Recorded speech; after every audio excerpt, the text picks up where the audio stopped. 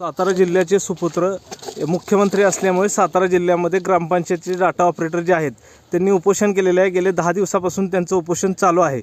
आत्ता त्यांची एक महिला खूप सिरियस आहे, प्रशासन दवाखान्यात नेण्याचा प्रयत्न करते पण ती जात नाही। काय सांगाल या संदर्भात? त्यांनी नागपूरमध्ये आपल्याला निवेदनही दिलं होतं। मी आता स्वतः त्याची दखल घेतो आणि जी माहिती आपण दिली त्या बाबतीमध्ये जे डाटा एंट्री ऑपरेटर जे ग्रामपंचायतीमधले आहेत, हा राज्याचाच पॉलिसी डिसिजन आपल्याला करायला लागेल।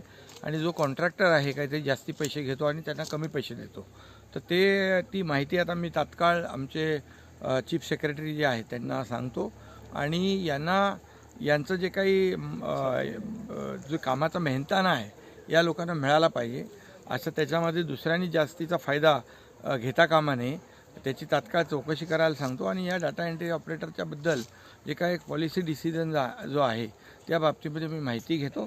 मला या